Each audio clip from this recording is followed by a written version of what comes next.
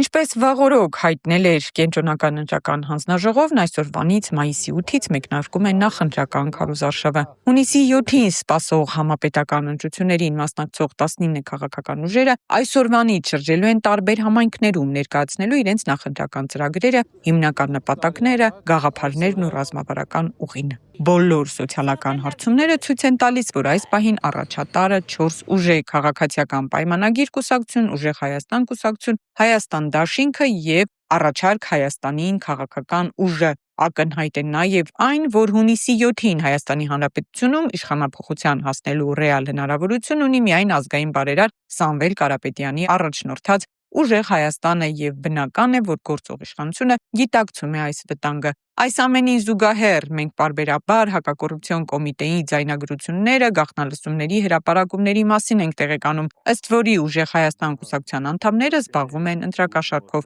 Ժողովուրդ օրաթերթի իշխանական աղբյուրները հայտնում են, որ օր-օրի գնալով ավելի է թեժանալու իրավիճակը, հաշվի առնելով նաև քարոզարշավի մեկնարկելու հանգամանքը։ Նույն աղբյուրների փոխանցմամբ այս շրջանում օր-օրի հակակոռուպցիոն կոմիտեն նոր գաղտնալսումներ է հրապարակելու։ Նման ակնարկ է արել նաև ՔՊ պատգամավորներից մեկը լրագրողների հետ ճեպազրույցների ժամանակ հայտնելով՝ նոր գաղտնալսումների ձայն կլսեք։ Ընդ որում, Ժողովուրդ օրաթերթը տեղեկացավ, որ գաղտնալսումներն արվել են վաղ, բայց կհրապարակվեն միայն քարոզչական նպատակներով։ Ըստ էության, գործող իշխանությունը հակակոռուպցիոն կոմիտեի հրապարակված և հրապարակվելիք այս ձայնագրությունները ակտիվորեն օգտագործելու է Ուժեղ Հայաստան կուսակցության դեմ, թիրախավորելով նորաստեղծ կուսակցության վարկանիշը։ Ժողովուրդ օրաթերթի իշխանական աղբյուրների փոխանցմամբ արդեն իսկ հրապարակված ձայնագրությունները գաղտնալսվել են դեռ 2025 թվականի նոյեմբեր-դեկտեմբեր ամիսներին։ Իսկ ինչ նպատակ էր հետապնդում այն հրապարակել ընտրություններից 1-2 ամիս առաջ մնում է միայն ենթադրել։